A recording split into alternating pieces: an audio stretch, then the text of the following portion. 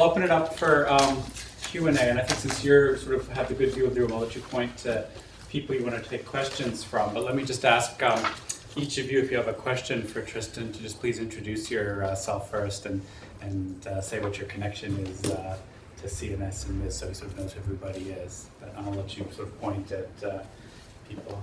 Philip. Thanks.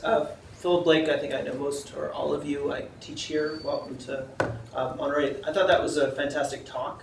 I was picturing it as a sort of an academic job talk. I think you've got it pretty down at this point. I'm curious to chat with you later about your longer term plans. So I have sort of two things, a couple things I wanted to push back on, but I have two that I wanted to sort of start with. It seems like the parsimonious version of your argument is premised on the notion that potential proliferators are looking to bargain. And you, of course, acknowledge that people have lots of other motivations. But I was kind of thinking as you were talking about how those might interact with this. In other words, let's say we assume that Iran does in fact want a latent nuclear capability, or even let's assume that they want nuclear weapons. How does that change the dynamic, right? How does it, because it seems to me that Japan and South Korea and Iran, these countries are on a kind of a spectrum in terms of what they want. And they may want nuclear weapons related capabilities, but they may also want civil nuclear capabilities, right? And there's a domestic political dynamic, there's a lot of other things going on, and you acknowledge those things, but you left me kind of thinking about, well, how does that interact with all of this, right? If they're not actually at the table to make a bargain, there's still a bargain to be made, and there's a coercive dynamic. So that was one. And the other one, which is a little bit related to this, is I thought your narrative around South Korea didn't ring quite right to me. So I agree with you that they had a somewhat weak hand, and I agree with you, I think, that on balance, maybe we won that one to the extent that one has to code someone as winning that. But it also feels to me like they got much of what they wanted. And so it feels to me like this interesting two-way coercive dynamic within that relationship where both sides were, bluffing's not the right word, but both sides were making threats they didn't want to follow through on, and both sides ended up reverting to a status quo where that was the preferable option for both sides. So it doesn't seem to me quite as simple as we won that kind of bargaining or that asymmetrical interaction. If I could just two finger on the South Korea case for once. I think that case really played out over several years. So the kind of initial bargain that seemed to have been reached in about 75 didn't really stick, and it took until the early Reagan years to really sort of lock it in.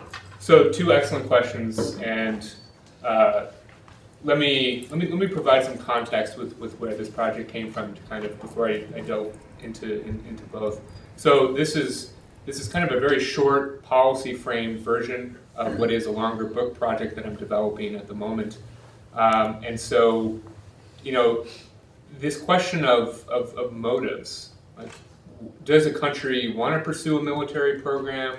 Do they want to pursue a civilian program? Is related to a subsidiary question about what are their motives for coming to the bargaining table.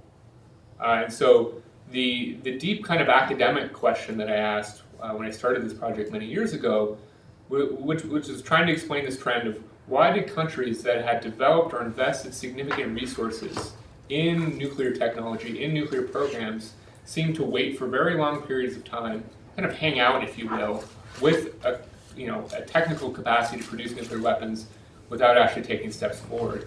And so one question is that countries seem to pause or wait in place precisely because they wanted to bargain with the US for various reasons.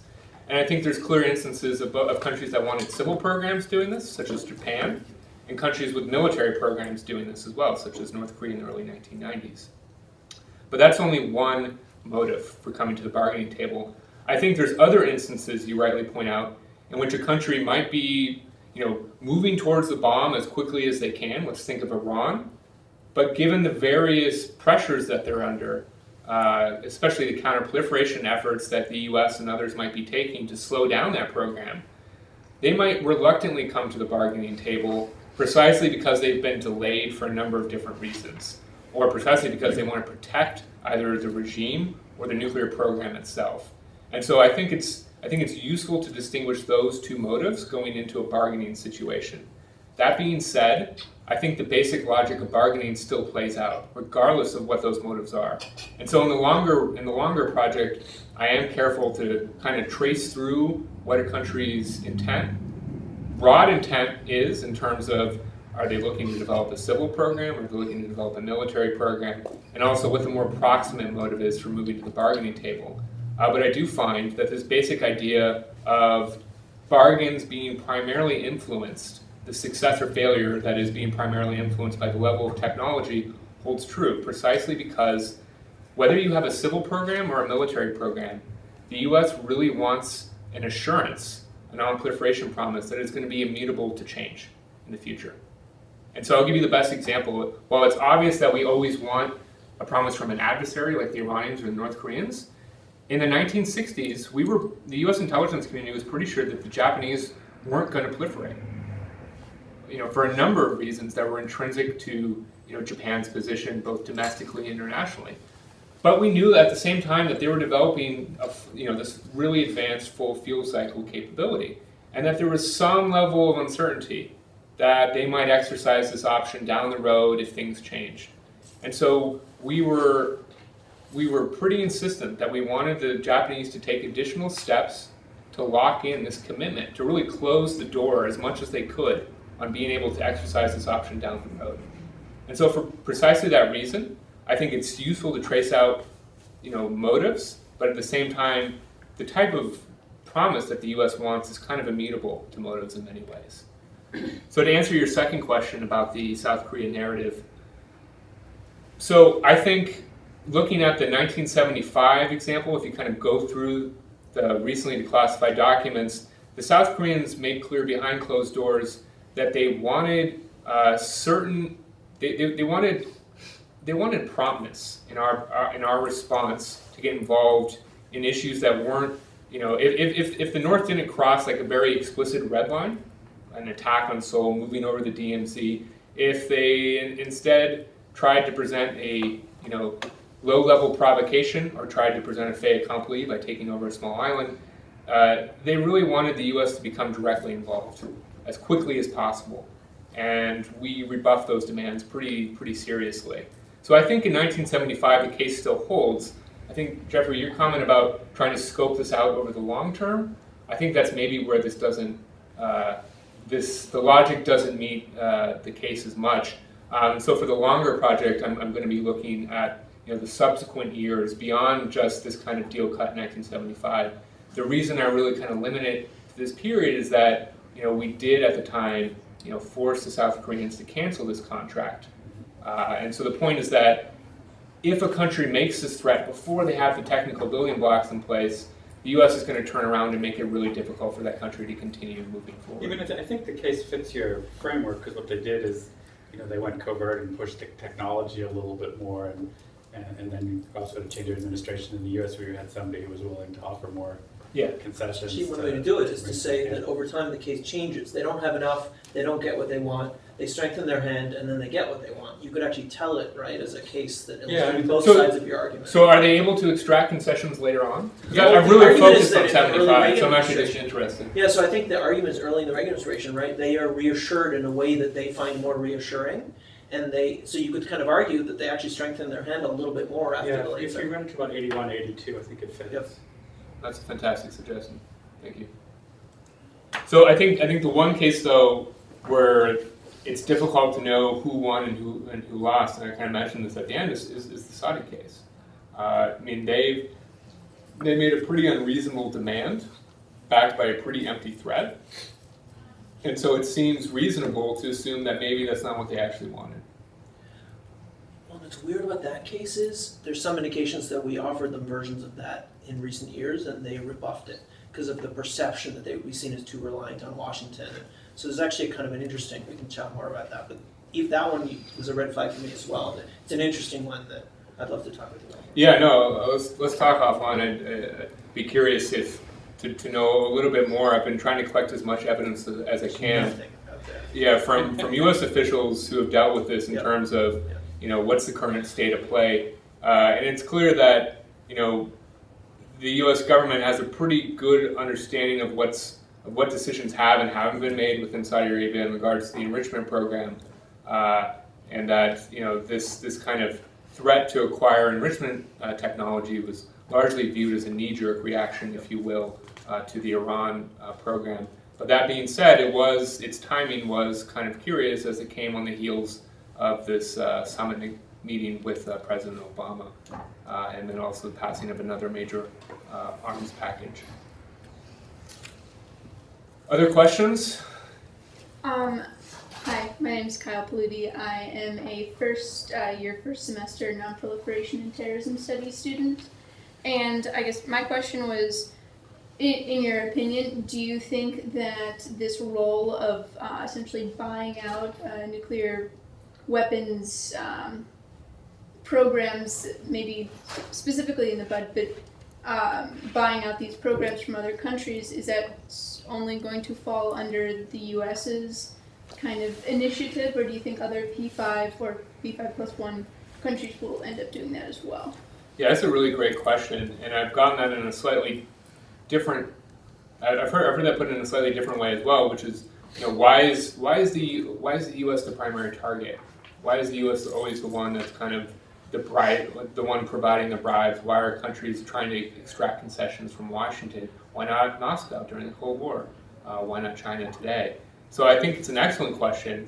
So there's a couple points I can make here. First, historically, if you look back at the Cold War alliance architecture, the Western U.S.-led system was a much more kind of fertile ground for allowing countries to both develop technology, especially after Atoms for Peace, but also having enough kind of freedom of action to be able to make these demands and have a real give and take between what various allies wanted and what Washington was willing to give.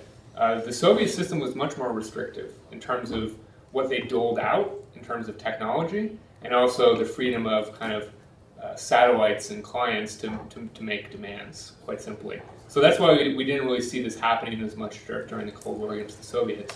But your question's spot on today in terms of, is this something that other countries could do as well? And so 2 points. One, I think even if other countries get involved in providing a country with buyouts, it's really going to fall on the U.S. to kind of be the head coordinator. The U.S. often kind of leads the main non-proliferation efforts in terms of restricting the spread of DNR technology, and is really the champion and leader of the nuclear suppliers group. As you know well, there's also a group of countries that really don't really oppose any sort of limitations on being able to develop ENR technology. And so there's this kind of big tension between those two blocks. And as the leader of the let's try and limit the spread of ENR, the U.S. it's really going to fall on the U.S.'s shoulders to provide these sort of payouts. But in terms of countries beyond that bloc, I think if Russia or China take seriously their aspirations to be sort of regional powers, they might find themselves more the target of this sort of course of diplomacy, if you will, in the coming years. If things get bad enough for their regional adversaries, but that hasn't come to fruition yet, so we'll see. Hi, I'm Julia. I'm also a first semester student in the Nonproliferation and Terrorism Studies program. So in relation to her question, what do you think will be the reaction of such states, like the P5 states, specifically Russia, since Russia has historically not liked U.S. outside IAEA initiatives in terms of nuclear nonproliferation? And do you think that reaction matters to the U.S.? And if it does, how much? Yeah, another good question. Happy to hear. I'm happy to hear that you guys are kind of focusing on these issues from a global perspective in terms of the non-proliferation regime.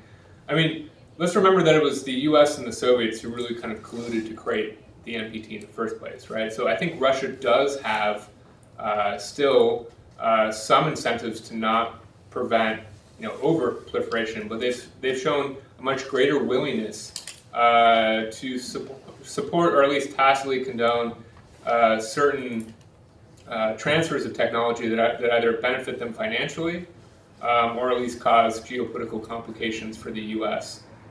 So in terms of having, I guess, is your question, will the Russians get on board with U.S. efforts to try and prevent the spread of ENR? Yes, and kind of, will it be another point of contention between the U.S. and Russia that kind of sits in like a diplomatic point of contention? I don't really see it as given the spectrum of issues currently bedeviling that relationship. I don't really see this as one, primarily because it's really in Russia's interest for us to limit the spread of this technology to potential competitors, especially in Eastern Europe. If countries decide in that region that they want to start developing, more nuclear infrastructure, potentially as a way to either, accomplish energy objectives, but also to signal to Moscow that they're a bit concerned about the role that Russia's been playing in the region. So in many regards, I think it would be the opposite of a point of contention, in the sense of kind of reducing a potential security threat to Moscow. So no, I don't really see this as a major contention. The one area where it could come up is if the Russians wanted to provide or supply this sort of technology to a country. I don't know why it would be one of our allies, but if they wanted to supply to maybe a neutral party, I could see that as being, yes, a potential point of contention, but that's a pretty specific kind of case-by-case situation. Peter Culverson, I'm a graduate of the same NPTS program. I have a specific focus on economic issues that I would want to ask you about. Sure. More specifically in the ROK 1970s case, but the patterns would apply broadly. To what extent have you seen a correlation between economic issues, including, say, an evolving understanding of the economics, including, say, cost overruns and insurance issues in developing nuclear energy, also oil and energy shocks and issues? We have two major ones in the 70s. To what extent do you see those affecting specifically ROK's decision to kind of sit or pause in the Goldilocks zone, because it adds kind of a confusing, bubbling brew to their decision-making calculus on this issue? Yeah, that's a good question. So one thing I was careful to mention at the end is I think we're going to see an increased demand for this sort of front end and back end fuel cycle technology and services independent of the global energy market, because quite simply there's a global surplus of enrichment services available in fuel.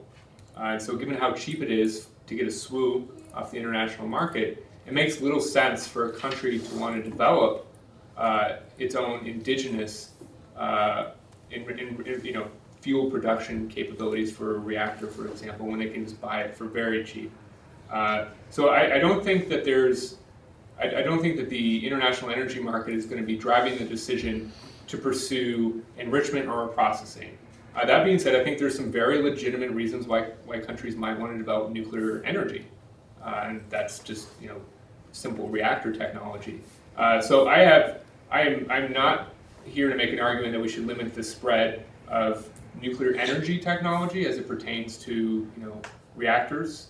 I'm more focusing on the front and back end of the fuel cycle specifically, and I don't see there being a kind of economic driver for that really would increase the demand for this technology. So at the time, in the South Korea's case, a lot of these factors were independent of the energy requirements.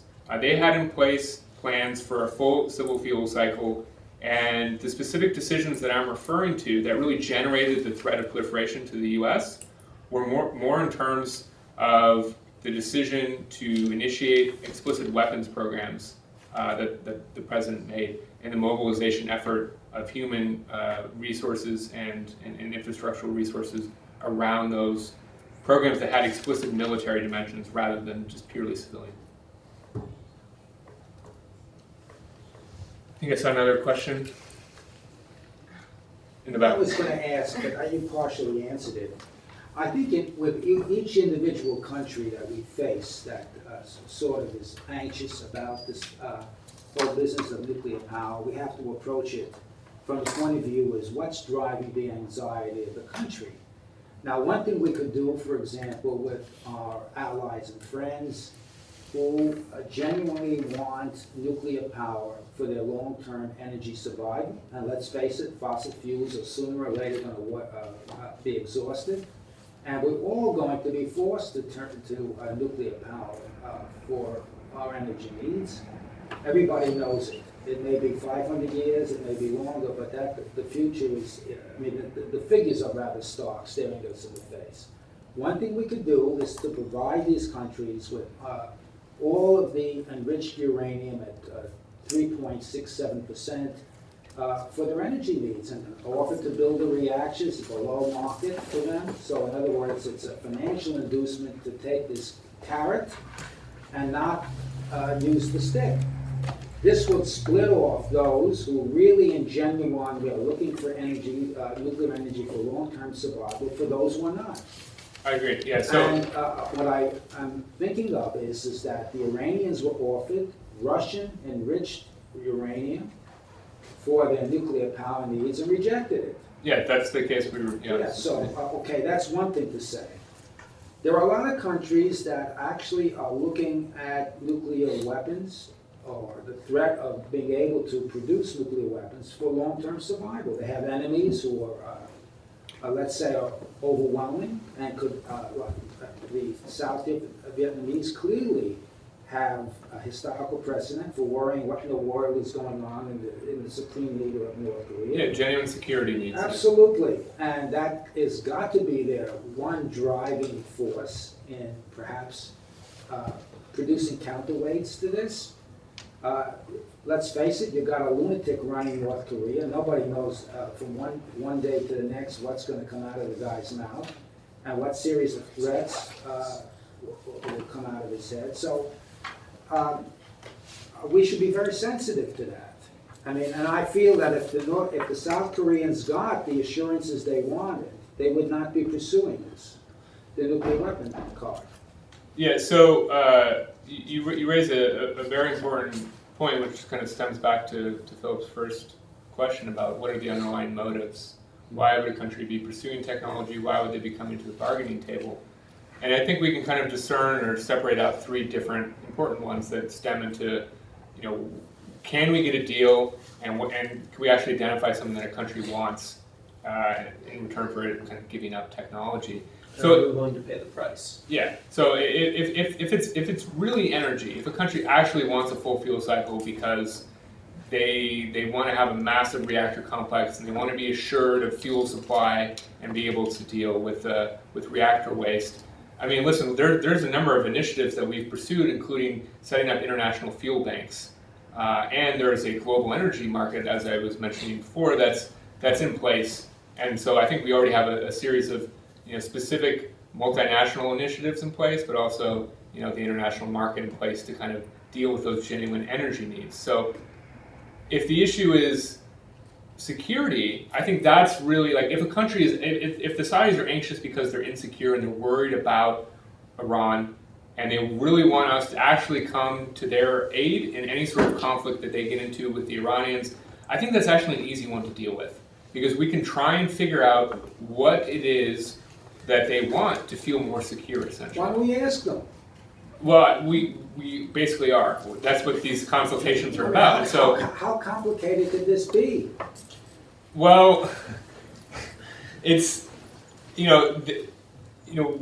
they're making these threats because they're asking for, their asks are at sometimes more than we're willing to give, and so to try and get more from that kind of bargain when it comes to sitting down and asking what they want, it's useful to have this sort of power. Listen, if you don't make us feel more secure, we're going to be able to take steps forward to provide for our own security.